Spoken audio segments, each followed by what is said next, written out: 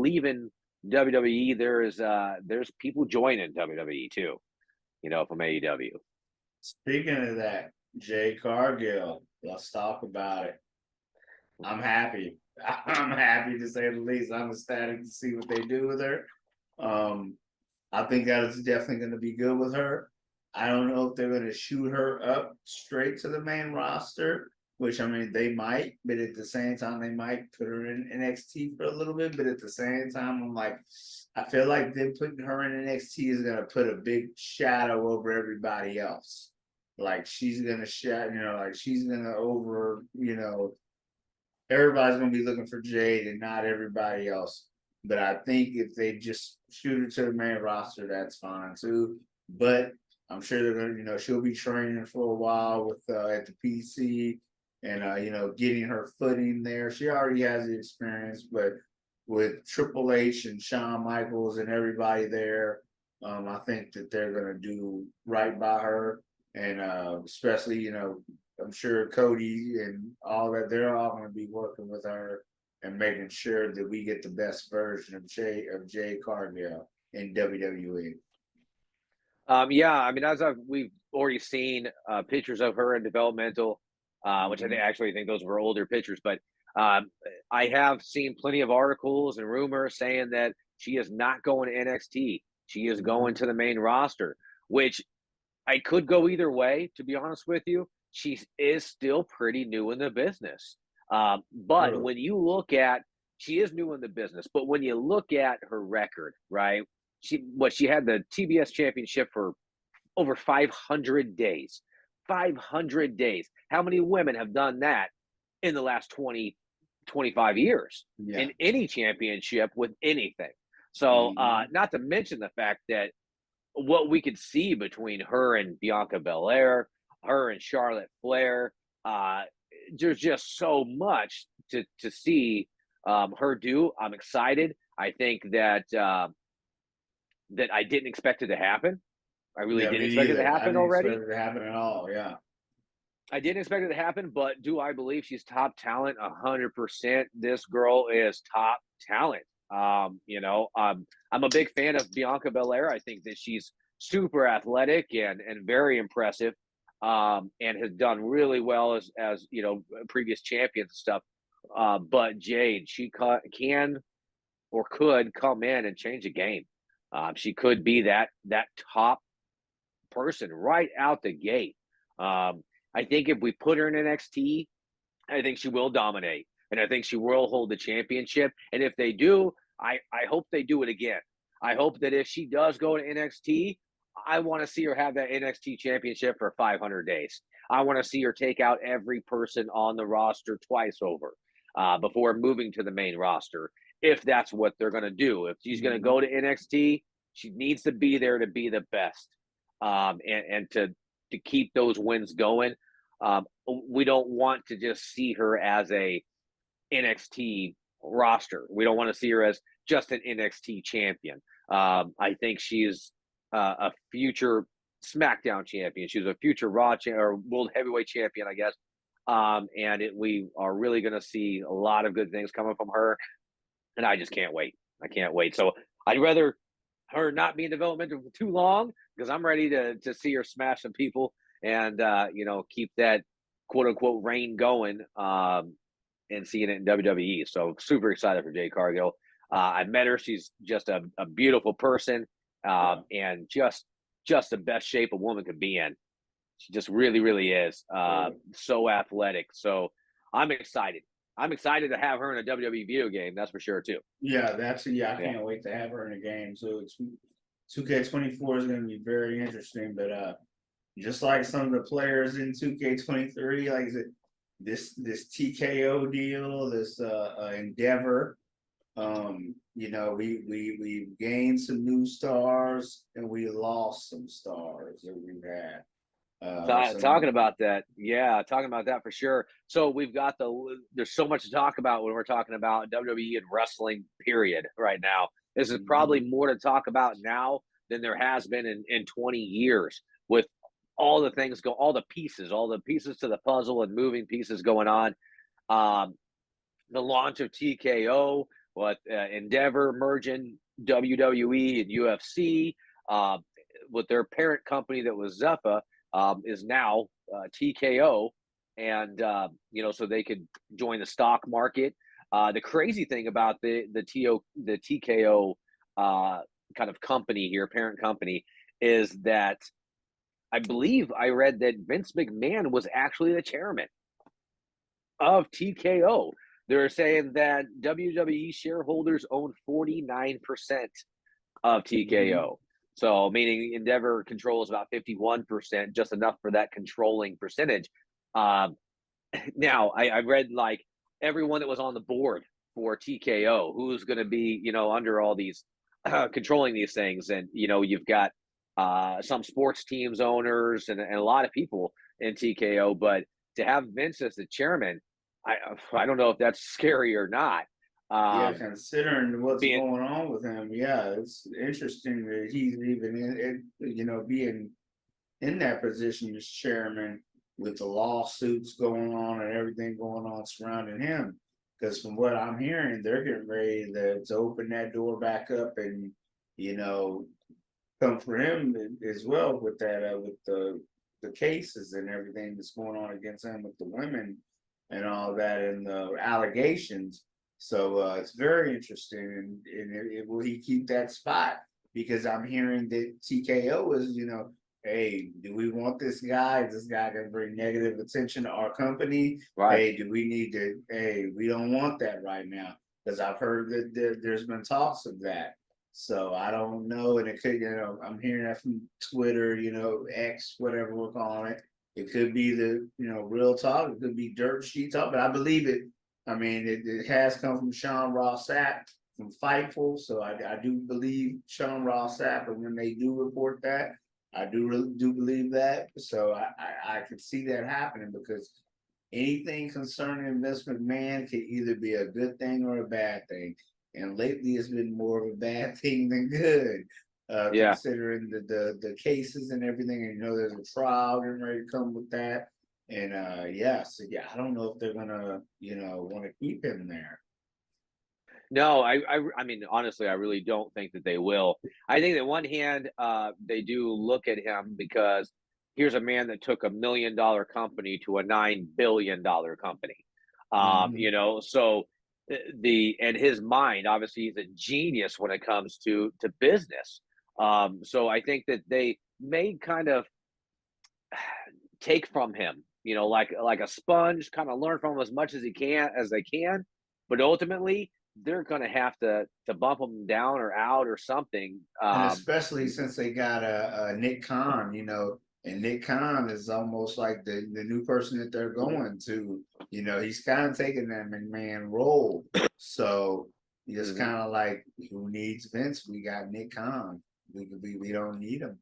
Well, I think that I think most of us know that Vince is way past his prime, right? I mean, he's at the point now in his 70s that he's just a crazy old man at this point. And, it's risky for, the stock of TKO and then just opening on the stock market and, could hurt their shares, if with having that negative publicity. So we'll see how that goes. I think we all know as wrestling fans that it's only a matter of time before Vince has got to step down. He's got to step away.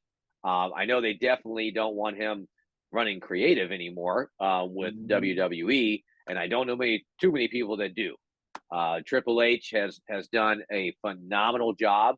I think he has been putting the talent out there properly, mixing the matches enough, changing what we thought was going to happen. I've been nothing but happy since Triple H has kind of taken over creative. And who better to handle creative than a wrestler themselves and someone that's done it as long as Triple H. Triple H is a pretty straight guy, and you can't get any more experience than 14-time champion. So I hope that Triple H stays on board through thick and thin, no matter what, and continues to put out creative in that process. I hope that Vince steps away as much as possible, which obviously he will at this point, especially if he has to step away from limelight even more with those upcoming lawsuits. Speaking of Vince McMahon, I don't know what this crazy man was thinking, but have you seen his mustache? Right? You've seen Oh my gosh. he's dyed his hair. He's grown this a bad guy stash on a little pedo stash or something. Yeah. But but I'm like, why does this guy look like he just stepped out of a 1950s film? When we Man. all know that he's in his mid 70s at this point. So he kind of looked like a cartoon bad guy. I don't know what he's going for. Maybe just not to look as old, but that was a little shocking. Seeing him come out once the sell happened with Endeavor and everything, and seeing him with his dark hair and his mustache. I mean, that's I don't know what's going on. That to me, that just shows a whole new level of his craziness. Yeah, And that's he's yeah, wildcat. That's a wild yeah. boy. All he needed was the do rag. All he needed was the do rag, and we would have been back. But yeah, that's a wild mustache. I don't know what made him do that. Midlife crisis. I can't say midlife crisis because he's Right, past all right. that. He's past all that. So yeah, he's just he's like, you know what? I'm about to do something crazy, man. Let's get this mustache going. So I don't know. I mean, But I guess he looks like someone that just got $9 billion. I guess I yeah, don't know. he looked like he a rich cat. He's I'm gonna get a rich cat mustache. So And I read this. So on TKO, the valuation of the company. So we know that WWE sold for $9 billion or 9.1 or 9.8, something like that, $1 billion. Well, the valuation of TKO is $21.4 billion. Was the valuation there. And then of course we were talking about the control between Endeavor 51% and WWE shareholders owning a 49, but $21 billion company that could be kind of almost ran by Vince McMahon is kind of a scary thing. yeah, So we'll probably see him jump back, pretty soon after more transition, I guess, happens. But speaking of launch of TKO and all of that going on, we also have contracts ending with Fox, with SmackDown and WWE. Period. So you've got all these rights, and they're selling the show to what network is interested. Which you've got, God knows, Amazon and Disney and USA and a lot of people out there fighting for WWE finally, which is really good. But it looks like that I think SmackDown is actually going to be moving to USA this month, Yep. next month, next year. So Yep. this month, October next year. Yep. Yeah, October next year, part of a 5-year deal that they're going to do. So they're keeping wrestling on USA. To me, whatever keeps it on Disney's hands, I'm okay with. I'm a little afraid with Disney picking up anything if they pick up the network. We've got Peacock that's in this kind of deal with the network. Eventually, that's gonna run out, and so I'm a little afraid to see if Disney picks it up. Only for the fact of, I obviously wouldn't want any control or influence from Disney. Not to mention that could put it back towards more PG when we're actually getting to the opposite of that now. Yeah. They're bringing a lot more, seeing a lot more violence and a little bit more than what they've been doing these last couple years. So, on one hand, I'm glad that they're keeping it on USA. Then you've got NBC Universal, that's going to deal with them. I guess they are requiring 4 primetime network specials with NBC. So I'm excited to see that. I hope, when they're talking primetime specials, I'm hoping like non-cable, everybody can watch kind of special and be able to put this like a product. Saturday night's main event or something like that. Right. Something that these kids can watch that don't have the network. They don't have USA because they don't have cable, maybe they don't have Hulu and all these other things. So True. for them to be able to see it on a normal station, these premium live events, could to me that kind of breeds future future wrestlers, future talent. They remember those times when they were a kid. Maybe they watched it with their grandpa, their father. I've heard people watching it with their grandma, loving wrestling. So I'm excited with the NBC deal as well too, with Peacock and all that going on. But when we're talking about this whole TKO, as we talked about earlier, roster cuts, a lot of them, We're talking over 100 cuts, not necessarily to the roster, but a lot of off camera. That's the thing that got me. That's the thing that got me. At first, they were like, "Okay, it's just going to be office cuts, the corporate cuts, nothing. There's nothing roster side." We didn't know. No one was expecting this roster cut to even have these cuts to happen, because at first it was like, okay, this is going to be corporate, So you were hearing like, hey, Sally Jesse lost her, her job at WWE corporate or whatever like that. Right. So it's kind of okay, that sucks for them, but it is what it is, a new deal. So, but then, when was that? Was that when was that? Thursday? Was that Wednesday, Thursday when all that started coming down with the releases of the wrestlers? I want to say it was Thursday. It was Thursday. I was at work and I dropped to my knees at work when I got the notification on my phone, and I was like, "Oh my God." Yeah, I mean, I thought that there would be some roster cuts, to be honest with you. You got to trim fat. Anytime you strike a new deal, anytime something happens where, they're going to be looking at profit, you got to trim fat. And do I believe that there was some fat on the roster that needed to be trimmed? Yeah. I mean, some people, I'm like, why do you still work here? And you got to remember too, they had to back up that Brinks truck for Jade Cargill. Well, yeah, I mean, you got to make some room, right? Got to make some room for money. Make some room for some money, but no, some of them obviously I expected to go. I mean, you got like Emma on the list. First of all, why did we bring her back in the first place? If you ain't out there, it was a Triple H thing, and you know what? Here's my deal with Emma. I'm gonna put it like this. I wanted the Emma that was fiery and was coming back when she I can't remember what year it was when she came back, but she got released after that too, and I couldn't believe it. That she was kind of on a little bit of a hot run, and she had got this mean attitude and was wearing the sunglasses and she was just kind of rough and rugged and kind of badass. And I was like, okay, we're gonna use this character. This character's kind of good. Fans are behind her.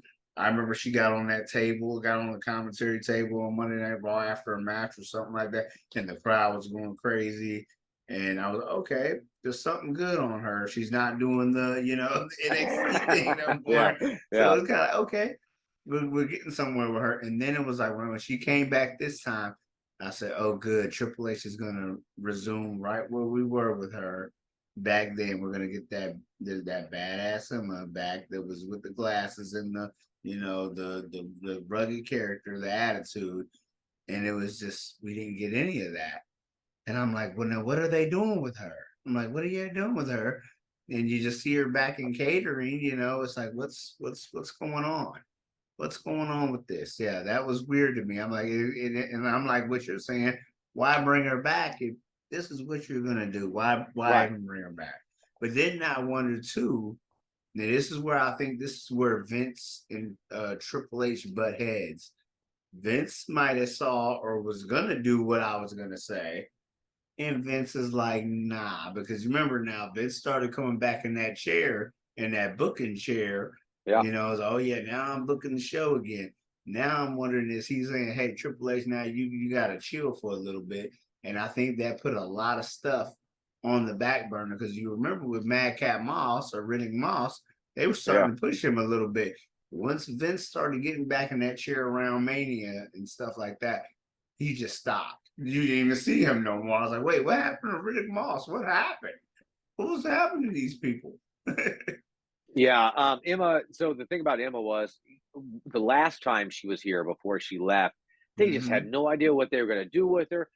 They put her like through 2 different gimmicks. They tried to do the whole Yeah, glamorous, do beautiful thing, right? Emelina. Yeah, the whole beautiful woman thing. And I'm like, Yeah. okay, whatever. If you got to do something different to keep her alive, sure, Yeah. whatever. But then they quit it immediately. It was like you built up this persona Yeah. to just kill it immediately. And so it was like as soon as they killed that, I was like, she's over. Yeah. There's something that they didn't see, something didn't happen right.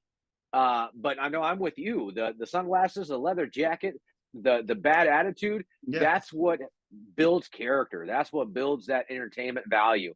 I mean, we got away from the whole bubbles and Yeah. the movements and the whole goody thing. And so we really were about to see something good. And she put on a couple matches and they had her out there a little bit just to lose to Natalia and a few other people, but this time that they brought her back, I just don't get it. If you wasn't going to use her, why are you paying her? Exactly. Either give her the push, put her out there, but why are we even having her there in the first place? So it was kind of weird. But obviously she was one of the ones that got let go, including Riddick Moss was let go. Guy he had physical potential.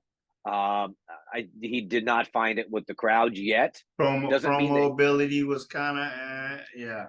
Promo ability was left to be, it could have had some improvement. I mean, obviously he was coming off of being Corbin's sidekick kind of thing, and it's weird that they did that character with him because the whole funny guy character, when we're talking about a powerhouse here, we're talking about a professional football player, not a comedian. So it was kind of weird that they went that route with him. I don't know if that was to help kind of build some character to him, but they really should have just stick to a badass theme. Had him come out there and take out some guys quick and some jobbers quick. I think that they never really got out of him what they needed, and they just really didn't have any kind of persona for him to really take on. And he gets the cut as well. So not a big shock there between Emma and Riddick. End up going away.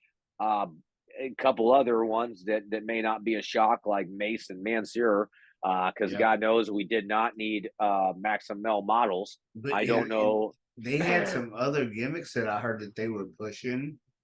And from what some of the other gimmicks that they were pushing before they did the whole Maximum Male model thing, it seemed like they had something possibly going. They had kind of like a mob type of gimmick that they were going to do, and they told them no, but they kind of gave the concept on Twitter, like what it was going to be. It was on their Twitch stream. They were talking about it just recently. And I was reading it and I was watching a little, watching them talk about it. I'm like, man, this sounds kind of tough. They had a little trailer that they showed too. Like they put this guy in the trunk and all that, and they're like interviewing the other guy that they kidnapped and all that. They have in a limo. And I'm like, yo, this is kind of good. They were showing character, and the promo was good. The acting was good. I'm like, yo, I kind of like this. This is definitely better than Maximum Male models. I'm like, so why didn't they not go with this? It's almost like they like to shoot some of these guys in the foot, So I'm like, why would you like when they're pitching something to you, just kind of, because it's funny because everybody in the comments was like, hey, I kind of like this. Why didn't they not do this? Why did they pass on this? Yeah, this is good. Why they gave them the male models over this? Like, what are they doing? Yeah. So, yeah, I mean, and I don't know if that had to do with a certain amount of time they had in their contract, or if there was some other things that play with that. To say, hey, maybe if this moves on and people really like it, we're going to have to re-sign him or something, and maybe that wasn't in the plans. But and obviously, the LA Knight was not. They weren't expecting the LA Knight to be LA Knight. LA Knight, man, the guy. So here we go. He's doing his thing on NXT. Before they bring him up, and LA Knight's getting over. People are liking it. And then all of a sudden, they bring him up as Max Dupree. They were giving this man a coffin and expecting him to nail it shut on his own. And I just don't get it. I know they talk a lot about his age, being 40 years old. But if you look at the entire roster, any man that is on top right now in that company is 40 years old. They've Yeah. been building themselves for a decade in WWE. Um, and so a lot of our top talent are, 38 to 41 years old right now. So it's not, I don't know why they're shying away from, or was shying away from LA Knight, that they would Yeah. just ruin him with Max Dupree. I knew he was going to do the Dupree, kind of thing Yeah. that they did prior. And obviously it had to have been a Vince McMahon idea, because God knows there's no way Felt like Triple a H was rib, coming up didn't with it? that. Felt like a It, rib, like they were ripping that boy. I'm like, no, oh, you know darn well that ain't no it, Max Dupree. yeah, yeah. It made it feel like he'd done something wrong and this was punishment. I just didn't see the point of it. What a waste of TV time. I don't want to see two male models talking, or dancing around. Go out there, get beat up or beat somebody, and look good doing it. But it was just a really old gimmick. It felt very Bruce Pritchard wise. Yep. Back in the day, kind of older gimmicks. Felt very Um, Vince. Hmm. very Vince, and I just thought it was just horrible, and I was devastated at first to see LA Knight have to Yeah. be put down to that level. So the moment that LA Knight turned away from that, and like, this isn't for me, I thought, oh, thank you. Now we can actually see him really perform. And obviously, the people pushed him. I don't think the company had anything to do with pushing him. I don't think No, they that really was all had. the fans. I don't think they had much intention of pushing Yeah. him at all. Yeah, shout out to But the movement on Twitter. Shout out to them because they were uh, pushing that. I know yeah, Twitter was pushing for him. They were like, "Yo, no, push him to the moon." Like, and yeah, and that's exactly what was happening. Like that yeah. crowd, every time he came out, they were just going crazy. And Oh, yeah, we haven't heard someone that over in a long time, to just come out and have everyone in attendance shouting with you. In comparison, when you have the LWO, right? So every time they say LWO, you get about 50 people in the crowd that says LWO, and nobody else really says it, right? They're not they're jumping not. on the Yeah, train. because see, they're not that Puerto Rico crowd. See, that's the thing Right, because right, that's right. not their people. So it's kind of like they're not getting. Even though I love it because I remember the old WCW, LWO, Yeah. all that back then. And but yeah, I think it's more for that Latin community, man. Unfortunately, because I think they going crazy for it. They're going crazy for it. We're just not seeing it. The fans aren't seeing it live, like how they went to Puerto Rico, man. That they went crazy over there. That was intense. So, Puerto Rico was hmm fantastic. That was yeah. a great show. Whole nother conversation, but a great No, show. yeah. Yeah, Puerto Rico was great. But just what I'm saying in comparison, when LWO shouting compared to Hmm. when LA Knight says, whose game is it? Night and It's the day. yeah. It's so loud that I'm glad WWE listened to it. Now, I honestly thought that he should have won Money in the Bank. I think that was his route. I Hmm. didn't think it was to win the world championship or Universal, but I thought he could have used that as a stepping stone for even the United States championship. If that's what Yeah. gave him the opportunity, putting the briefcase on him, having him be that guy for a little bit. So I feel like they obviously are pushing LA Knight. They're calling him technically the baby face of SmackDown. So he finally has a home. Before he was kind of bouncing from SmackDown to Raw, and they were just kind of using his popularity, I guess, bouncing back and forth. But now they're saying he's a staple at SmackDown. He's going to be the baby face there. Now we're talking. They're putting him with John Cena. So we're talking. He just signed, which we already know on September 22nd. Um, LA Knight couldn't be there because of he tested positive for COVID Yep. that night right before the show. So which was funny because I'm watching SmackDown and all I'm thinking is, who should be coming out? LA Knight should be coming out. Where is LA Knight? And I mean, I had a couple friends over watching, and I'm telling them, no, this is what's going to happen. LA Knight's going to run down. He's the baby face. We got John Cena that's going to be able to help put that visibility on LA Knight even more. and he never came down. So I was like, Yeah. what the heck happened, And then after hearing he had COVID, it goes, okay, that makes sense. But I guarantee you that's not going to stop the storyline. He's going to end up still being at the pay-per-view, still being with John And you Cena. see, he came out last night on SmackDown at the end of the show. So yeah, he had that big pop at the end of the show last night. So yeah, they're obviously teaming up for Fastlane. So yeah, Yeah, yep. sign the contract. We're going to see him at Fastlane. It's good to see him. I'm excited to see some interactions between him and The Rock as well too. So we'll see where this goes. Obviously, when it comes to a tag match that's no titles and all of that, it's just there for the entertainment value, but it'll bring good visibility to LA Knight for sure. For sure. For sure. Now I'll say one of the shocking, I'm going to say not so shocking releases, I will say Shelton Benjamin and Dolph Ziggler. I think those were key players that they could have kept and used for storylines. They're obviously awesome in the ring, very talented. I know they're older, and Shelton's time was up. Of course, it was up. He's been there for a long time.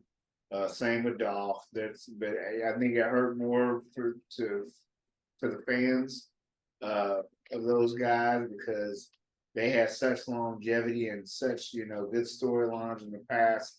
I don't think people wanted to see them go so quick, or at least they wanted to see them go out respectfully. I think they felt like that was disrespectful for the way him and Shelton to go, because it was like, whoa, wait, Shelton Benjamin, whoa, Dolph, wait, what? Yeah. Yeah, definitely. I mean, you've got, the thing about Shelton Benjamin is everybody knows how much he's talented. I felt like they didn't give him the proper push this last time. I mean, yes, it was great. He was with the Hurt Business, and that helps some visibility to him. But they didn't get to go over, enough. And Shelton really didn't have many matches. He was never in that, in the leaderboard for anything. You know what I mean? And I think that there was a lot more they could have done with Shelton this time around. I think he had a lot of still potential, even at his age, to perform and look good, and he could have probably won another title, but they didn't capitalize on that for sure. And then obviously he's been doing it for a long time, so I don't know what's next with Shelton. I don't know if you've seen anything that's next with Shelton. Maybe going to AEW. I think there's a possibility that he could. Why not? I don't see him going to Impact. I think he's a little past, that point. That he won't go back there. But we'll see. He may just be in that kind of retiring and just see what happens, or start another, business or something. Who knows? But sad to see him go, of course. Dolph Ziggler. Talk about Dolph.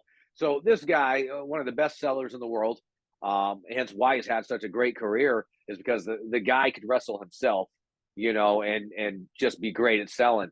So Dolph is definitely a top talent in that aspect. Now he's been with WWE for well over a decade, right? Well over. So at this point, the fact that he never left, he never really left and came back. Dolph was always somewhere. He was always there with WWE, and he was always somewhere. And them putting him back on the NXT, I think, was to help make those guys look good, to help build them up. It didn't hurt Dolph, I don't think. But as many years as Dolph spent with WWE, for him just to be a basic silent cut, I think was kind of disrespectful. I mean, there's could have been some kind of farewell with it. They could have turned it into a storyline. They could have turned it into Dolph being bitter, and wanting to step away. But as we know, Dolph's got family over in AEW, and a lot more to do. So we could see Dolph, another future tag team champion, over there, and really make some guys look good over there. Because God knows Dolph is definitely not past his prime. I think that Dolph has a long way to go. He's got a lot to show. He's got a lot to teach, and I was actually really shocked they let him go in that aspect. Of that they could have gave a storyline, or maybe a loser leaves WWE, something that could have put a little bit more respect on it than just yeah, you were one of the ones that were cut. So yeah, those two definitely shocking. Then you got what, you got Elias, right? First of all, where the hell's Elias been? Right. Exactly. So And I like the lies, man. I like the lies. I was a fan of his. I liked him. He's really good. He's another great seller. He could wrestle, man. Man is just, he could do everything in the ring. And I'm like, man, even his promos, like he's good promo. Like there's storylines y'all could have had him in, and I'm just like, what's going on here? Man? You're wasting guys. But I'm sure once that 90 days is up, that 90-day no compete clause, clause, yeah, yeah. he will be in AEW or somewhere, or he's just gonna go. I know he does like Christian ministry. He might just go into that type of thing and just kind of just chill out. I don't know what he's gonna do, but yeah, I definitely think a lot of those guys after that 90-day no clause, no compete. Some of them gonna go to AEW. Some might go to New Japan. Some might just, go start their own businesses or just do their own thing. It's like, and I said it on Facebook or whatever. I said they all can't go to WWE. They all can't go to AEW. Which, and of course, I might be wrong. TK might be, backing up the Brinks truck for all of them. But I don't know how much more of Daddy's money he could spend.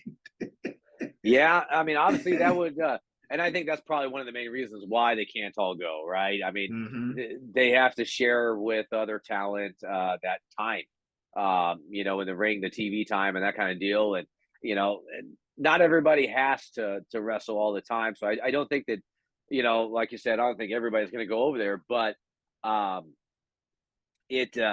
Elias, I think that they really will shit the bed there, man. I think that Elias, just his promo alone, the walk with Elias, how loud did that get?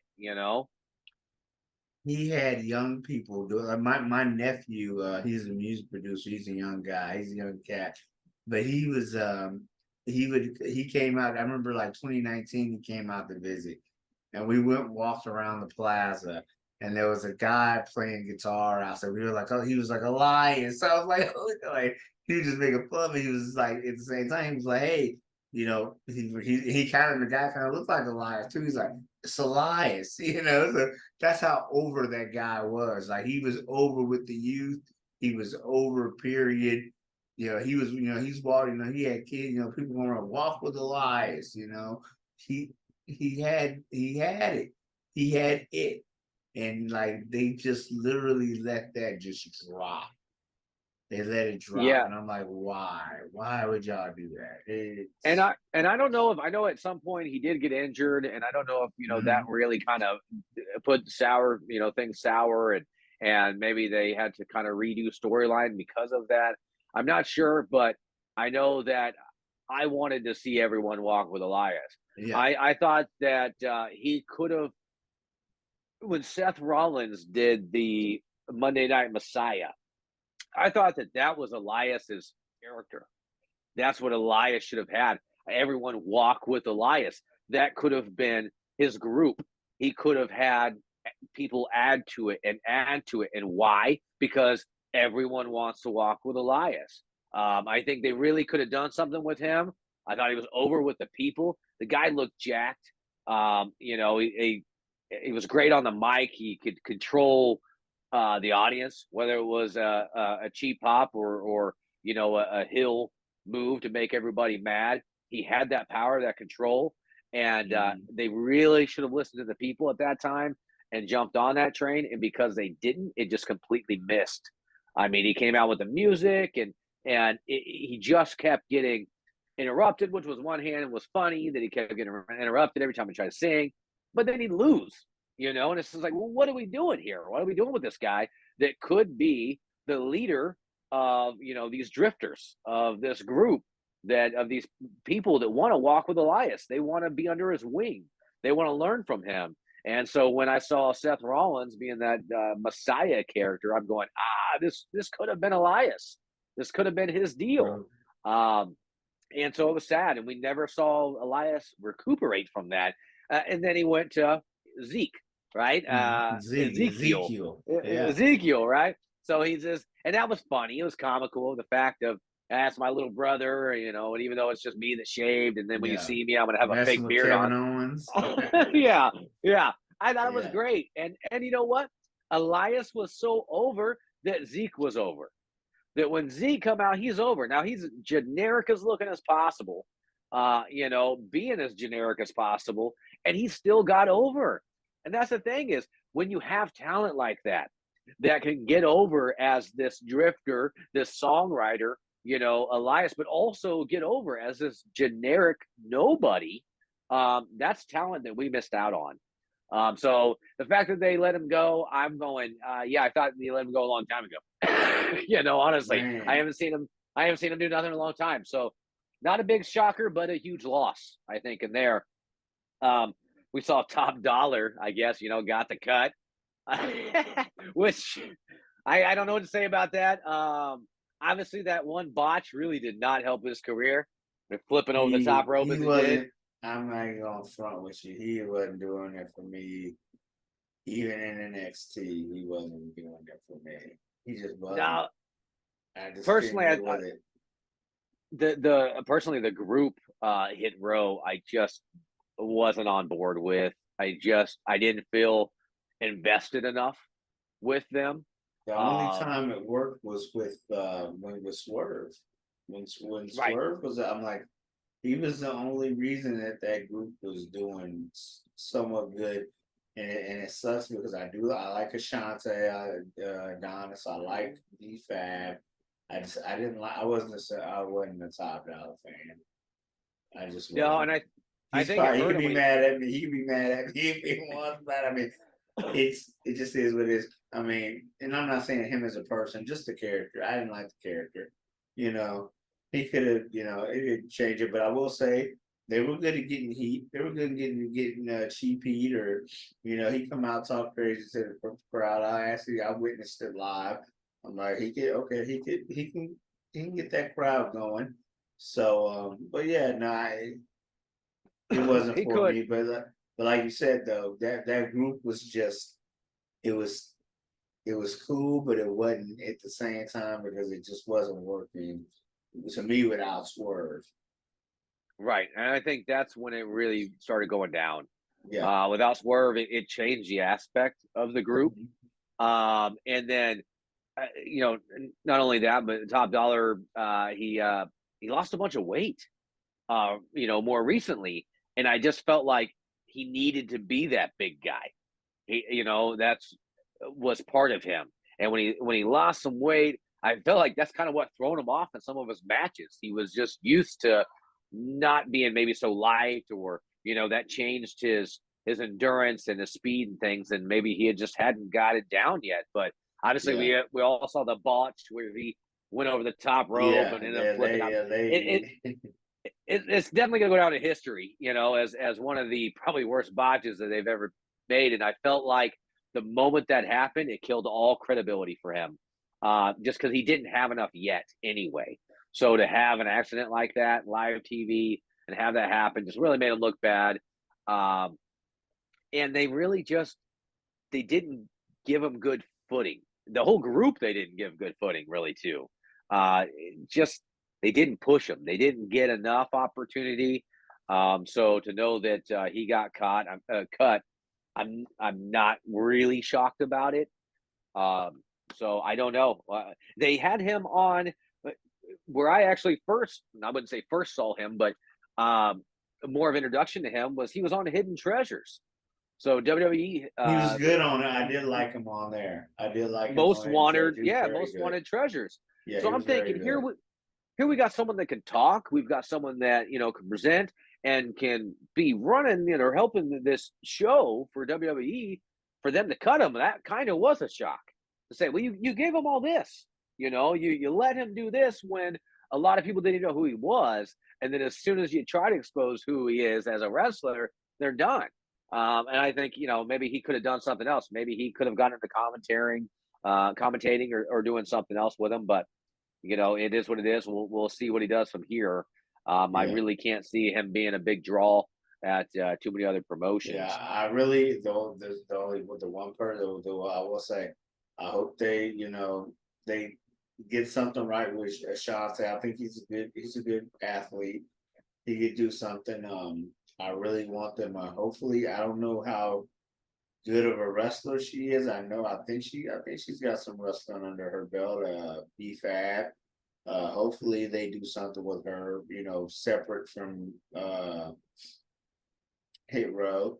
Hopefully they just dead all that and they just go their Yeah, separate ways and we can get B-Fab solo run or just I feel bad for them too because I feel like they just been gutted. They just lost their Swerve, now they lost Top Dollar. It's like they it's crumbled. So now it's like, hey, just send them on their merry little way solo and just let them yeah, do their thing. yeah. Because we've seen they're not cut, so Yeah, they're sticking around. So obviously, I can't say that they're going to be called Hit Row anymore. yeah. And so they may pull them apart and let them do their singles run, and we'll see Mm-hmm. who survives, I guess, out Yep. of that. I think that BFAB has a pretty good chance at surviving and having some good matches, and so we'll kind of see where that goes just here in this near future now. Mm-hmm. Um, there was I mean, so many people talk about um, that they let go Mustafa Ali, which he puts on some good matches. He's been around a long time. I feel like there's nothing they could do with him. They can't get And him he, over. he wanted out of that contract a while back anyway. He wanted out anyway. So it was kind of one of those, okay, you've been asking, here you go. But at the same time, it sucks because I'm like, dang man, his run in NXT, I was kind of liking. I was liking what he was doing in NXT. I was wanting to see the match with him and Dominic, which would have been tonight. Um, and I'm like, dang, was he gonna win? Would he have won that title tonight? I thought about that. I'm like, would he have beaten Dominic and won that? Because he's capable, he got the talent. Okay. But now I'm like, yeah, I just don't know. I don't know. At the same time, I just feel like he he didn't want it anymore. And once you don't want it anymore and you say lines like, hey, I want out of my contract, oh, eventually they're gonna hear you. Now remember, they wouldn't let him leave at that time because they knew that AEW was doing a lot of hiring. So now I think that now they let him go. Yeah, after that 90-day clause is up, he's going straight to Tony Khan's door. So yeah, Let's see if they take him. To be honest with you, we'll see. his, You think he'll yeah, go his. to Impact? Uh, I don't. He's talented, and I think he's got years to go in the wrestling business. I think he's going to be around a long time, but you know, obviously, he could never really win the crowd over in any aspect. I mean, they tried the retribution thing, which was a little confusing. Oh, that was Um, trash. I hated that yeah, whole group. yeah. So that was a little confusing with the I whole like the troop, and members of the group. I just hated what they did with them. I liked all the members of the group. I just hated what was done. yeah, they really kind of just let that fall apart from the very beginning. But I don't think that Ali is ever going to be that draw. I think he'll always be that guy that's a stepping stone, that guy that goes out there and looks good and makes you look good. But I just can't see him as a top talent or a top draw, no matter what company he goes to. And it's nothing, Even New personally Japan. against him. Now I think now the one thing is we've seen some people that have not had the charisma or not have been very good in WWE go to New Japan and build themselves up and are now good. Juice Robinson, perfect example. He was he was okay, mid at least in NXT. Let go, explored the Indies, explored New Japan, and now he's doing big things in AEW. Um, could we see the same for Mustafa Ali? I think if there is a possibility there, if he goes there, gets the right gimmick, Right. builds himself up with the people, gets that rapport with the fans around the world, he could possibly do something. And I'm not going to say he's going to be top guy. I don't know where he'll end up. I don't know where will happen for him, but I think if he works on his craft, he could possibly there's something good in the future. I think that could be his best option is to go to New Japan. Yeah. And really get that part of his game and those fans. Because, New Japan wrestling fans, those are different fans, man. Those are wrestling fans, and so it's just a little different there. And he could gain a little bit more respect being in Japan and dealing with that. So we'll see. That'd probably be the best thing for him. Who knows? I mean, he may be running to Con and he may be joining AEW. I don't know if it'd be the best for his long-term career, but we'll definitely see. Mm-hmm. One I was a little shocked with, another, I guess you would call veteran, Dana Brooke. God, they've always kept her. Yeah, it didn't matter how many times she lost. I swear she lost for like 3 years straight. She almost never won for year after year after year. But boy, they still kept letting her come out there and cartwheel and flex. I think that, and that's another one that I'm like, in NXT, she was good. She was a good heel. She was very talented. She had good matches, and then she went to the main roster, and it's like they didn't know what to do with her. They didn't know what to do with her for a long time, and she just sat there stale, and just would lose, like you said, would lose and lose and lose. And then you saw her go back to NXT recently. I saw a little bit of a spark. I saw a little bit of that spark. A little bit of fire. And I saw a little bit of a fire. And I was seeing what she was doing with what's the girls, the new chick that they're building up. Can't think of her name right now. The black girl. She's good. She's very good. I like what they're doing with her. I like the storyline that she had and the whole rivalry with her and Cora Jade. I felt like so Cora Jade was kind of over there bullying Dana Brooke a little bit. Like, what are you doing here? Get out of here! Aren't you main roster? You're trash. They were kind of building that storyline up, and I'm like, okay, this is good. This is good. And you slowly start seeing as Dana Brooke is helping this young upstart, come up. She's slowly turning heel. You slowly started seeing those seeds of a heel Dana Brooke brewing, and Lyra Valkyria. If you saw that match where she beat Dana Brooke and she tried to shake her hand, and you saw Dana like, I'm about to attack you. I'm like, and that was the last time. That was right before she was released. I'm like, hold on. Now y'all were starting to cook. Y'all were starting to cook really good with this storyline. And now you just let her go. And I'm like, I wanted to see where that was going to go. Yeah, it's odd that they keep doing that, right? So they brought these people down like Ali and Brooke down to NXT just to let them go. I mean, this is something they needed, right? So Dana Brooke needed to go back to NXT, just like Mandy Rose kind of needed to go back to NXT. They just wasn't over enough in the main roster, right? You had Brooke. How many matches can you lose and still be paid? And then to go down to NXT and really kind of put that greediness to her and have her be more of a bad guy is awesome. But yeah, to cut her and let her go like that, I can't believe they did that. Not that she's a huge top talent, just odd timing. Just odd timing for sure. And I'm pretty sure she was down there to build up that new roster of women. and help them out, help them in the ring. I'm sure she was there to do all that, which she's good for. She's good for that. But yeah, I didn't like that. I didn't like that at all. Who else we got? I think, one of the biggest shockers that out of can you still hear me? Oh yeah, I got you. I hear you. Okay. Yeah, Bluetooth died. Oh, My earpieces. So the biggest loss that I cannot believe, and I just threw me for a loop, was Matt Riddle.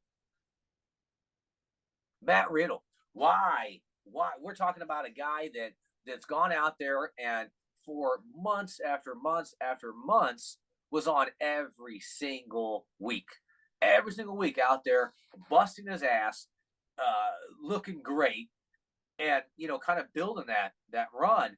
And I really thought that he could have been the one to take the title from Gunter.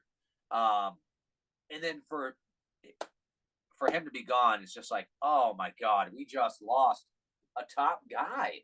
I mean, even if he wasn't ever a world champion, I understand. But that doesn't mean you're not that guy that the world champions go against, every time, or a multi-time intercontinental champion, which I felt like he should have been. yeah, it was a lot of, and I hate to say it, a lot of wasted talent. He was very good. He was good in the ring. He was good with Randy. He had a good storyline with Randy. I think that Randy injury kind of hurt the storyline a little bit and hurt him a little bit. Um, yeah, I too thought he could take the belt off Gunther. I think it's more of his extracurricular activities outside the ring is what was costing him. I know the latest with this whole airport situation, and they were messing with me, and then now the evidence is shown as the TMZ released today or yesterday, I guess I'd say now. The camera footage of him being drunk and all that. Oh, he was being drunk and disorderly and all this. I'm like, oh crap! So now, yeah, that's not good, man. Especially at the spot he was in. It's almost like a Patrick Clark Duncan, Velveteen Dream situation. You got this guy that's on Right. this good run, and you let the BS from outside of the ring, whether pedophilia or drug addiction or just things like that. His beef with and I think the TKO deal didn't help him either because he already had that beef with UFC, Dana White, and everything. Dana White came out with, oh yeah, he was already talking about he was ready to he smokes weed so he doesn't beat his kids. If he's saying stuff like that, man, they're looking at that already. The companies are already looking at that and they're like, hey, yeah, we don't know if we want this guy around. He's saying lines like that. He's doing this. He's getting caught with this and that. You know, Yeah, I read that. it sucks. It sucks because I do like Matt Riddle a lot. The stuff he did in NXT with Pete Dunne, I loved it. The Bobby Fish joke and all the stuff they were doing over there. But yeah, he's very good. I just hate this. I think it's more of the stuff outside the ring that cost him. Definitely one of those that shoot themselves in the foot.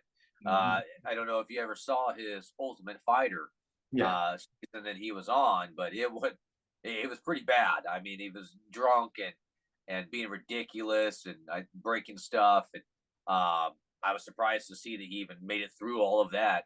But I thought that he put a lot of that stuff behind him. Obviously, WWE said that he had a lot of chances in that sense from backstage stuff, and it's weird that it's it's weird that they can almost not necessarily promote, but dance around the subject of being a pothead in wrestling with the 420 and the Matt Riddle innuendos, right? Just as much as they did with heck, they was RVD. putting it on clothing, weren't they? One did they have a 420 Riddle? 420, yeah, Had a whole and and shirt. and RVD was all about the 420 and all that. And it's weird that they do that, but then you're gonna let go for actually doing that. So if you smoke, it's not okay to smoke pot, but it's okay to talk about smoking pot, I guess. in that sense. But I think that he was. I thought he was really fine in his own. I liked here recently when he joined up with Drew McIntyre. Just I always enjoyed seeing Riddle in the ring. So hopefully maybe he gets some other chances. Maybe another company wants to take chance with him. But I really thought that we lost a top talent. Losing him to me was most surprising. As much TV time as he's got, and even be able to keep TV time after RK Bro, breaking up and everything, being able to keep that and have that singles run. And who knows, maybe if he could have stayed out of trouble, maybe Gunter wouldn't be the longest reigning Intercontinental Champion. Who knows what would have happened? Maybe that was another deciding factor of now we're just going to go ahead and have Gunter keep it, and keep going with it, which I'm a fan of. I mean, don't get me wrong. It's not like I'm not a fan of Honky Tonk Man, I guess, but at the same point, there's got to be a time, right? There's got to be guys. There has to be records broken. We've got to move forward. We can't keep living in the past of wrestling of yesteryears, of 30 years ago. It's time to really put some names out there that the world will remember for a long time. And I'm glad to see that they didn't just bring Gunther in to just shoot him in the foot. So the whole run that they got going on with him, I think it's great. I like that he's kept the belt this whole time, and it's good to see some long holding champions again, like Roman Reigns and Gunther, where it's not just a flip of the championship every 90 days, every 60 days, every 90 days, to where you've got 500 different world champions. So it's good to see, Roman having this 3-year reign and Gunther having the longest reign that he has. And it's good to see those guys. At the same point, there's a lot of people out there, a lot of talent out there fighting for nothing, to get no reward because these guys are holding these titles for so long. So, I mean, it's kind of a double-edged sword, but I can't believe that Riddle was one that they got rid of. Obviously, we know like Aaliyah, they got rid of her.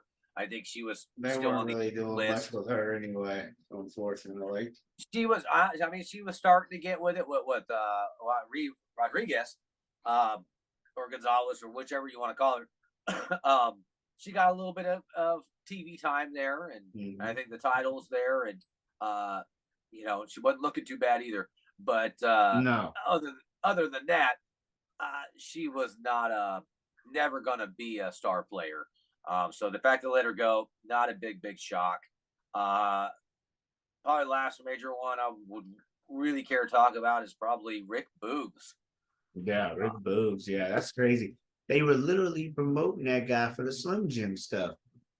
And I'm like, why would y'all were promoting him with that? And now all of a sudden he's gone. Like he had the run with Shinsuke, which was heavily loved by the fans, Yeah, 100%. You got Pat McAfee, dancing on the table and all that. And it's just like he's got the talent, he's got the strength. He's a big guy. He had all the tools. I'm not gonna lie, he had the tools. He did, and I think the injury, which anytime you see these big guys, picking up 2 guys at one time, you automatically think, "Oh my God, you're gonna blow your knees out, man! You're gonna hurt yourself pushing yourself that far all the time." And Rick did that every match, but obviously the people were getting behind him. To me, he was another Elias-like character with the crowd, to where they just liked him. They don't even know why they liked him. I don't even think it was like the fact that he played guitar. I think it was just they liked his energy. He had that his good vibe. energy. Yeah, his vibes. His vibe was good. And I think he was got very energetic at the wrong time. It was one of those injuries that just probably killed his WWE career, even though he came back. And it was good to go. They just didn't have a place for him yet. They didn't have a spot for him. And I think because of that, it put him on the cut list. But as strong as he is and as personable as he is, I hope that he goes somewhere where he can be seen. I hope that he keeps building his career, and maybe maybe even in as short as a year or two, he comes back. That's the thing was when they cut people, that's not forever. You Oh, know, you heard it. They said some of them that they did not like and they want them back. So somebody's coming back. I think somebody's gonna come back. It could well be Rick Boogs. It could be any. It could be any of them. as we know, Triple H, after God what was the last huge cuts, where Vince had cut a lot of people, or their team cut a lot of people. Triple H didn't agree with all those cuts, Yeah. and he Oh no. brought a few of them back eventually. Once he took over creative, we started seeing a few of them kind of squeak in, and it was like, oh yeah, thank God they're back. Yeah, I think he had a master plan, and I think Vince cut a major. He cut a major monkey wrench in that plan that Triple H had going. Because he just when he was bringing them back, I think he was starting to cook. He was starting to get everything in order, and it just got thrown out the window when Vince came back. It did. Because It put a if big you look wrench at in it. if you look at Candice LeRae and Johnny Gargano, they're not really seeing much of them as of late. No, I was surprised. I was surprised they weren't released again, to be honest. Because right? I'm like, Yeah, especially them two. Obviously, we've been seeing recently a little bit more of Tommaso Ciampa coming back in, which I hope we see more of. I don't really like what they've done with him so far, though. It just hasn't done anything to put him over. Teaming up with the Miz, to me, that just couldn't have been a worse combination. They just don't vibe like that to be a team. And Tommaso Ciampa, obviously, was coming back from the neck injury and everything like that, but they've been giving him TV time. But he's kind of been teasing that DIY reunion. The reunion with him and Gargano, they kind of been teasing. He's been teasing that a little bit. So I don't know. We might see them come back and be a tag team again. I'd like to see them feud again. To be honest with you, their feud was so good, and they know each other so well that them not being very big guys to be on a main roster, so they may not be top competitors for some of these bigger guys. But that doesn't mean that they can't be a big part of the show, put on great matches, be those matches where they're going 100% and doing a little bit more than just a large body slam with a 10-second pause afterwards kind of deal. Them two going at it again, I think could bring even more notability to them two, be doing it on the main roster. Because I think a lot of people didn't really see all that in NXT unless they were like NXT fans, really watching it. But there's I'm sure a few million people out there that they watch WWE, but they don't necessarily watch NXT. They'll make fun of NXT. As a developmental or something like that. But to me, NXT has put on a lot of better shows than many Raws. That's for sure. So to see them two feud would be great. I think maybe after their feud, maybe they get back together and they do, their tag team again, or vice versa. Maybe they do the tag team, and that's what brings them into that feud again. But to have them, I'd like to see them on a WWE Premium Live event that's main roster kind of matches. So it'd be cool to kind of see them go at it. But I'm surprised they didn't let LeRae and him go, to be honest with you. There was a lot of cuts of wrestlers that I wasn't even familiar with. They were kind of in developmental, hadn't really been on NXT or anything like that. So nothing major there. But talking about other wrestlers, got AEW. We were talking about Jade Cargill, coming to WWE. You've got Adam Cole and his broken ankle now in 3 places. So is it actually injured for real though? Because I saw the Righteous come out for a match. I saw it on Twitter. They came out for a match on Collision, and was it not Dutch? The other guy came with the dreads. He's got the dreads, whatever. he came out with the crutches and he threw him like he acted like he was hurt, but he threw him oh, I'm not really hurt. And I'm like, hold on, wait a minute. And the other guy had the scarf and he was kind of rolling the scarf around and threw it. I'm like, wait a minute, hold on, y'all saying that this is because if you probably saw the end of Dynamite with the whole attack and everything, and the devil mask the MJF wears. There's a mystery. There's a group that's they attacked Jay White, and I'm like, wait a minute, was that Adam Cole in that mask? Because if you remember if you saw it, you saw Roddy come out was like, hey, Adam, we gotta go. And he's like, I'm like, we got something. Like, wait, what the fuck they gotta go for? What's going on? And then later on that night, after that promo with him and MJF and everything, you just see him get attacked. You see Jay White get attacked. So it's like, who's this mystery group? What's going on? Was that kind of looks like the build of Adam Cole. The other guy, one of the other guys, looks like he had a neck brace on. Is that Roderick Strong? Wait a minute, is Adam really hurt? Are they faking? What's going on? And then there's also, is this all a trick to destroy MJF? Because you got to remember, he's putting them through all these grueling matches.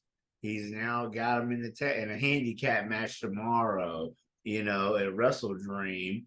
You got, all this going on. Like, hold on, is he setting up? He tried to break his neck at All In. He's, everything that's going on is like, wait a minute, they're setting MJF up. Something's going on here. Well, there's a big plan. I definitely think that I definitely think that MJF's time is his days are going low, right? I think it's not going to be long now. At this point, he's I think close to 320 days as champion. So I mean that's you can't beat that run. They've had him get it for a long time, and he's held it for a long time. And I think Adam Cole was that kind of next one to be there. If that is Adam Cole, and it's a whole rib on us, then hey, congratulations to them because they did it. Because online showing his X-ray and stuff about his ankle. Yeah, because I thought it was real too, and I'm like, wait a minute. And somebody's like, wait, because there was a promo where they cut it like liar. He's a liar. MJF is the devil. They're like the righteous were literally cutting the promo. Like, wait a minute. They're saying him. Adam Cole's a liar. What's going on? Like, there's a whole lot of stuff going on with it. But yeah. And then you had the stuff that Jay White was saying. Jay White was like, yeah, you're kind of going soft. You're your little buddy, Adam Cole, and you're not as tough as you used to be, So it's kind of like, wait a minute, they're exposing the cracks. Because somebody's gonna turn on somebody at some point. It's either gonna be MJF turning on Adam Cole, or it's gonna be, and I think it's gonna be Adam. It's gonna be Adam. Adam's gonna do it. Yeah, which it's an interesting storyline. I think everybody has enjoyed seeing them as a tag team and kind of seeing MJF not be just a 99, a douchebag 99% of the time. Yeah. So it's kind of nice to see that. But the end is coming. The fact that I thought when we heard that Adam Cole's ankle was broken, I thought, well, that kind of threw a wrench in everything they were doing, and they're going to have to change the game now. They're going to have to change the plan. But if maybe the plan was to rib us off, so if so, good storytelling, good, very you made me proud of me, and I've been watching wrestling since I'm born, so good job there for sure on that side. So we'll definitely see what happens. Anyone else that you would like to see come from AEW to WWE? There's only one I know of for sure from AEW that I would love. No, I'm wrong. Two that I would like to see. AEW homegrown talent go to WWE. One being Ricky Starks. I like Ricky Starks. I see a big star. I see a huge star, and I mean AEW is doing all they can with him. but I feel like in WWE he could shine just so much more, and just I just see it. I'm like, dude, you're major, and the fans know you're major, and I think that he could do really well in WWE.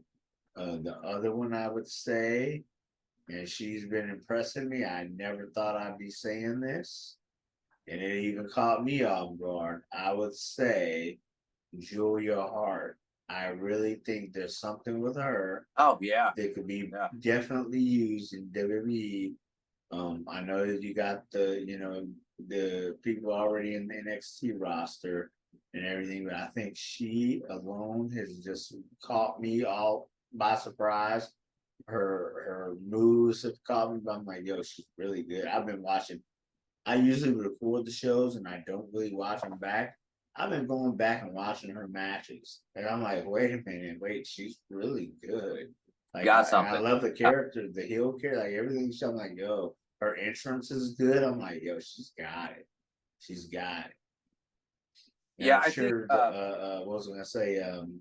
House of Black is to blame. I'm sure that they've helped her out a lot. And Malachi Black, I'm sure they've all helped her. And Brody King, she's got good tutelage, around her. Buddy Murphy, plenty of help, and I feel like they made her into a star, way better than what she was before. So Yeah, I hated to lose Buddy Murphy when they did with WWE, because I just thought he was great talent. me too. So it was kind of hate to see him go over there. The one thing that I kind of miss that AEW does have right now is more masked characters. So like the Luchasaurus, Pentagon. I mean, we're I feel like they WWE just stopped after like Kane. They haven't had anybody since Kane, unless you're a really small luchador. Dragon Lee. Dragon Lee's the only one they're like, kind of pushing like that.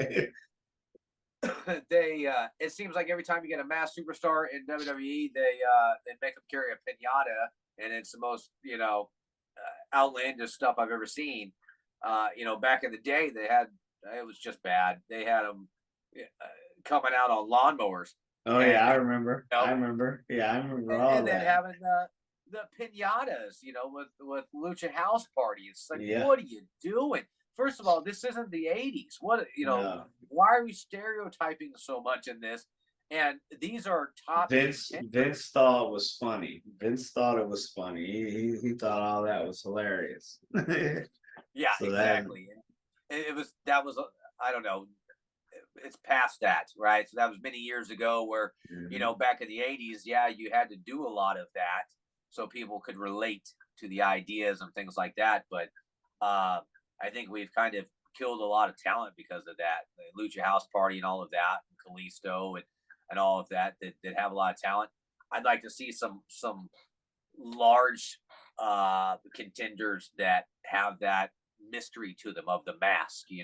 I mean, look at Bray Wyatt, and what he did behind that mask.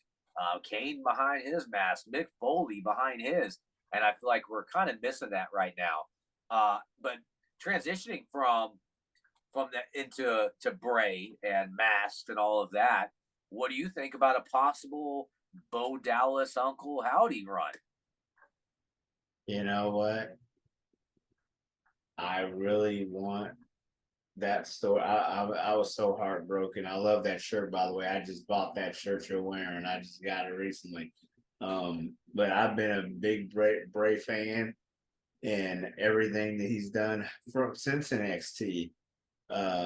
Man, Yeah. it's just crazy. I feel like it felt like you lost a family member when he went away. It felt like a family member, and people were like, look at my post. I'm like, holy crap, you're posting over, because I really remember him when he started in Florida Championship Wrestling. It was when FCW, before it was even NXT. I remember all that.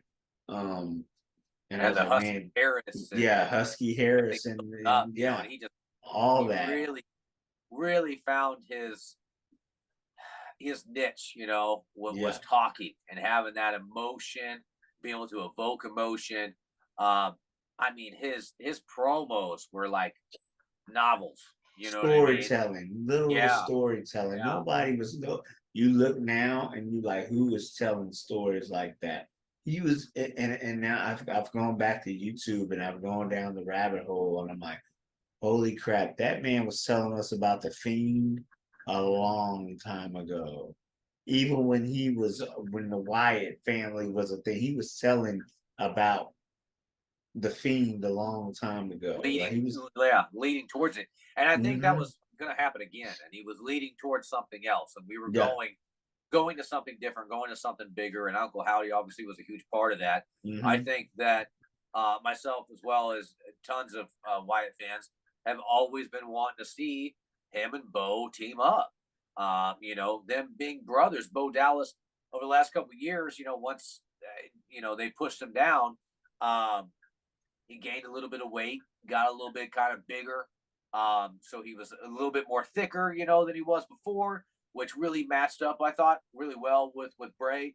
And for them to be a tag team, I think is something we definitely missed out on, as well as obviously they missed out on. But you know, there's a lot of people talking and rumors about Bo Dallas possibly having an Uncle Howdy run and them kind of bringing back the kind of Wyatt family feel and everything again, I'm which all I think has for it. a lot of potential. Obviously, I thought that Alexa Bliss, they kind of cut that short. Uh, I want Alexa Bliss in it. Whatever they do with Bo, I want Alexa involved. and I think Whenever she she should have comes stayed back, we involved. need her. She was a good actress in that Hmm. sense, to take over that role. I didn't like to see her step away from that championship kind of role, but at the same point, it was great development, great storylines that was brought with her about it, and to see her kind of just push away from it, I think just really kind of killed her career. For a little bit, she wasn't even a top contender after that, because and then Bray going away previously, and her just kind of being left Yeah, with, they hey, didn't know what to do with her I'm in after this that. storyline. What am I supposed to do? So you had that. I would have liked to see the Wyatt family grow, with the Fiend and him control more than one. I thought that Liv Morgan would have been a good one. I think that they kept trying to find something for her. She just couldn't create an identity, right? She Yeah, kept doing the whole watch me as she continues to do, but she tried different outfits almost every time. It was like she was a different character there for a good year. She just kept trying and trying, and finally, people joined on her anyway. But I felt like she could have been that dark girl just as well as Alexa Bliss could have been, and maybe he could have had his I don't we know needed a his sister Abigail. We needed yeah. somebody to be Abigail. We needed somebody to be Sister Abigail. Like I said, I'm all for everything. If done right, um, keep the Bray Wyatt, the everything that he was doing, continue it. If you want to continue with Bo, do it.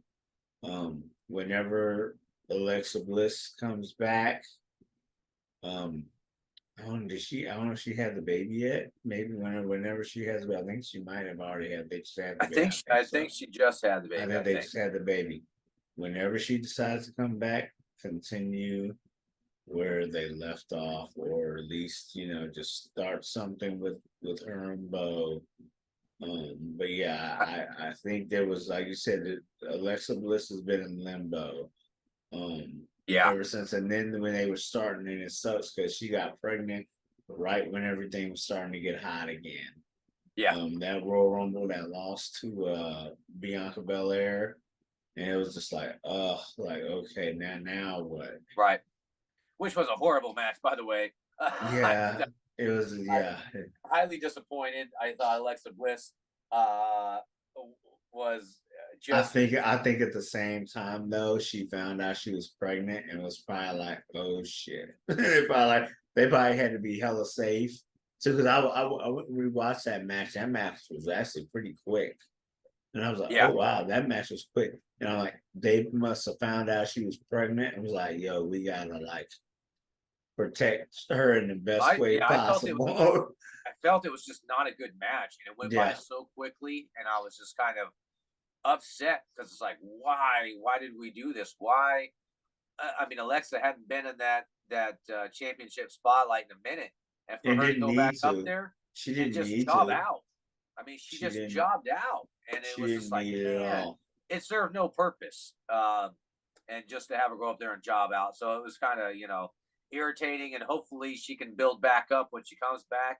I'd like to see Bo Dallas doing the Uncle Howdy bit, whatever they can do to, like you said, to continue the story, right? Bring that not like awareness, but continue on the Wyatt name, and the persona and everything going with that into the next few years or next even generation, in that sense. And I think that Bo Dallas could play that role pretty well. I don't think he's great on the mic. Obviously, doesn't have uh, as much control with his voice as Wyatt would. But that doesn't mean that he can't put on the show with that mysteriousness, and maybe have the members of the group really push, the promos or the storyline with it. Who knows? I mean, I don't know And how they long. can involve Eric Rowan and Right. Braun Strowman. They could all. It could be done. It could be done. They just need God the knows they right got nothing else to do heads. with. They're doing nothing with Braun at No, all. they could. He came back and they had nothing for him. I think Which he's is been. I think he crazy. was injured. He's been dealing with the injury. I think.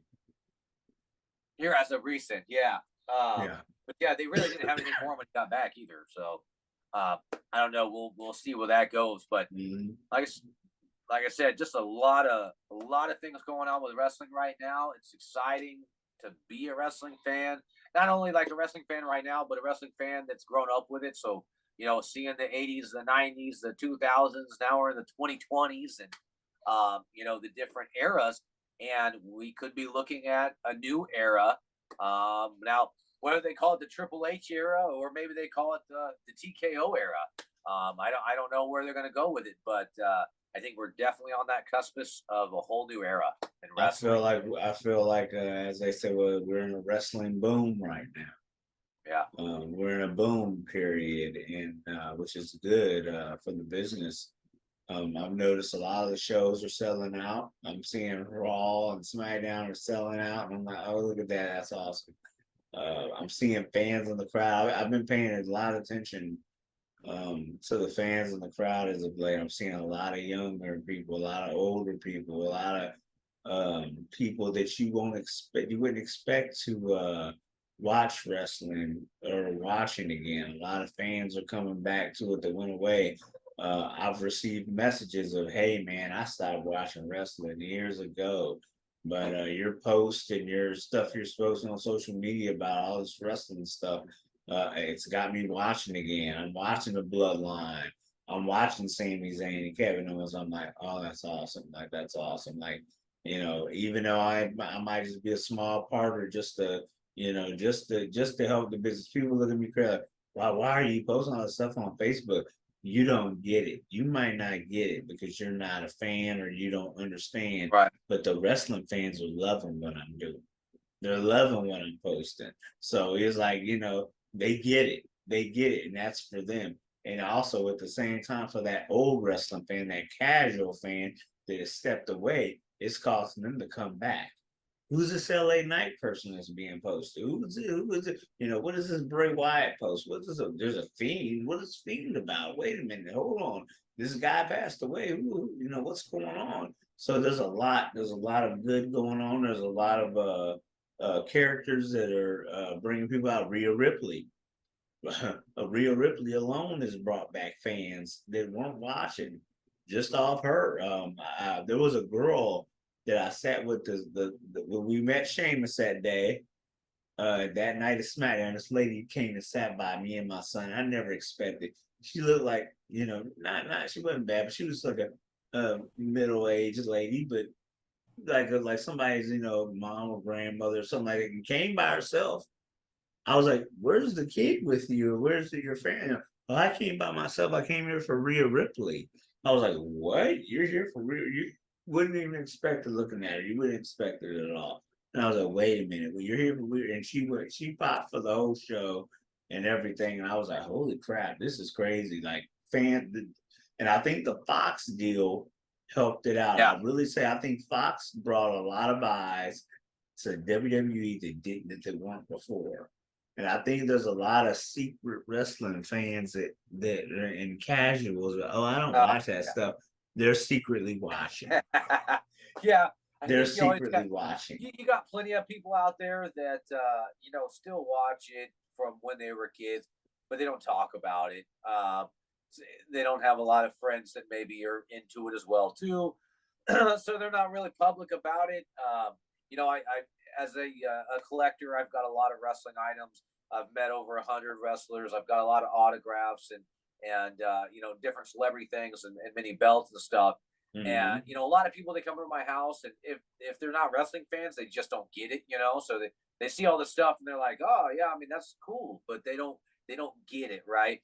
But that Mhm. wrestling fan, when they come down and you just see their eyes just light up, their mouth is, their jaw drops, and they're just going, "Oh my god!"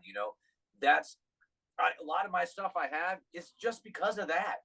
Just to know Mhm. how much I enjoy them, of how much someone else could enjoy them too.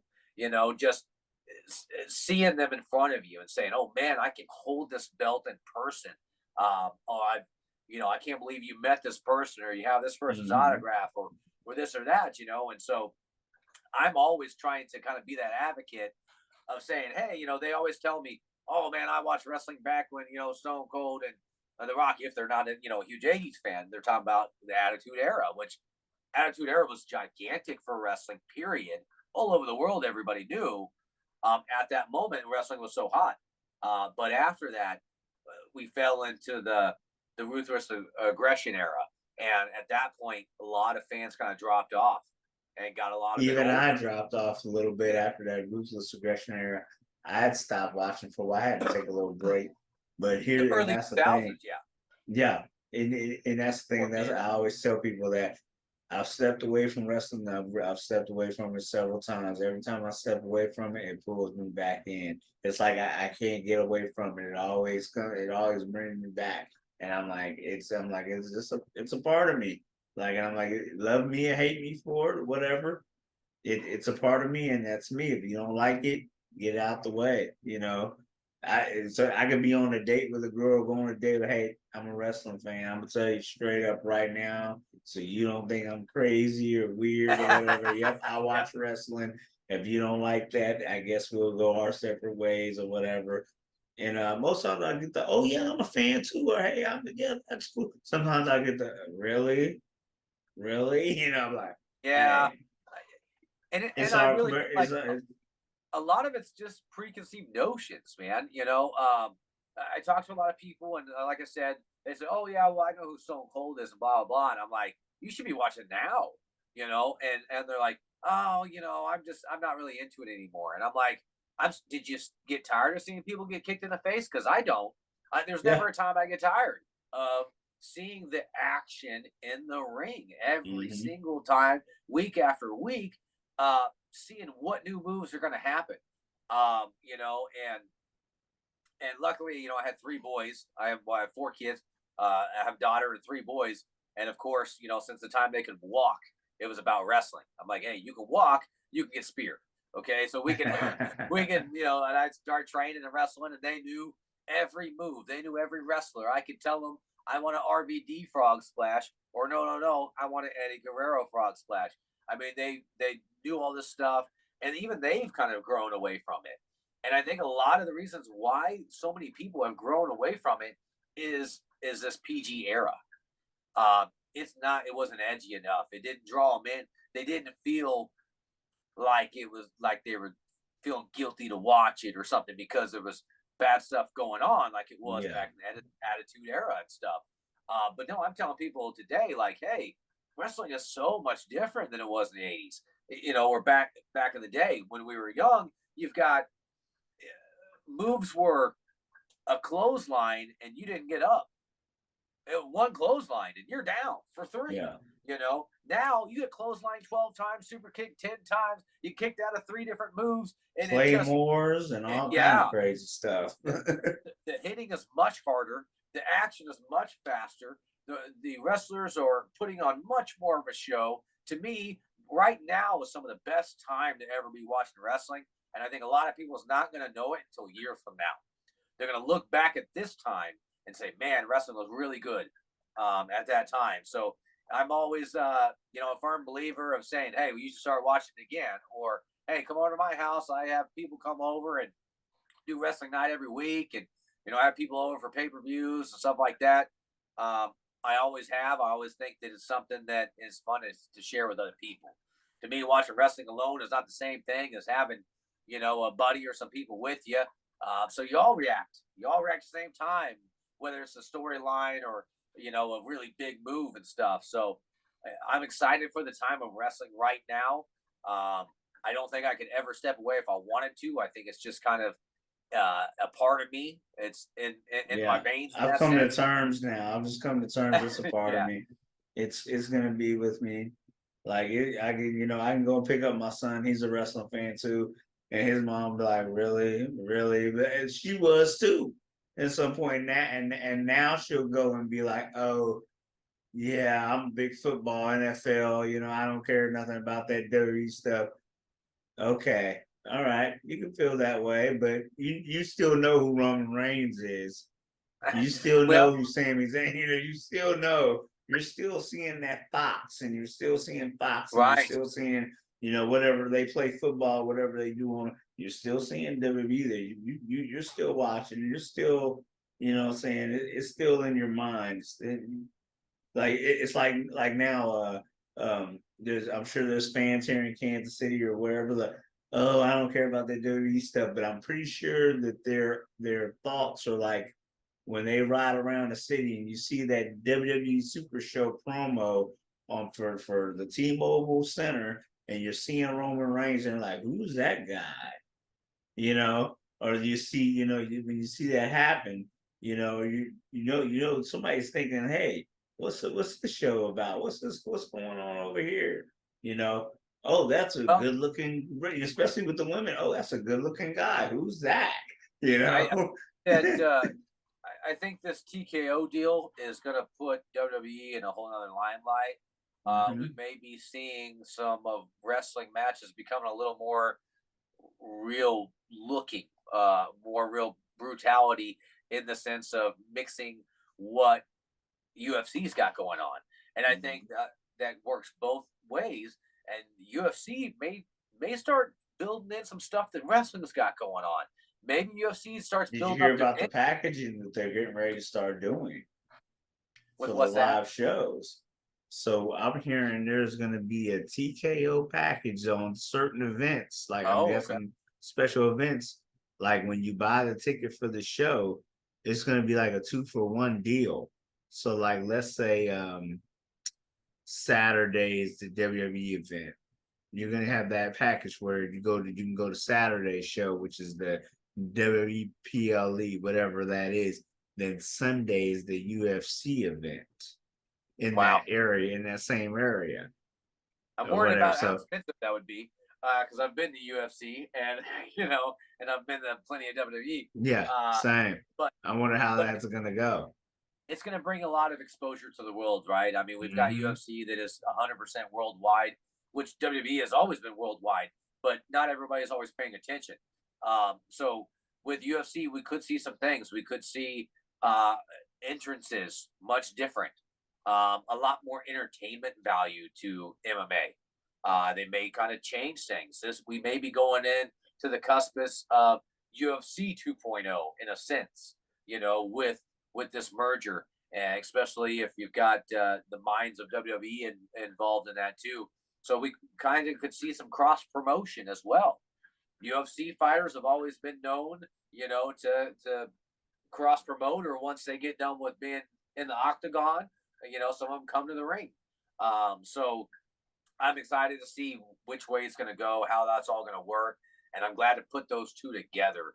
because they're both that kind of fighting entertainment.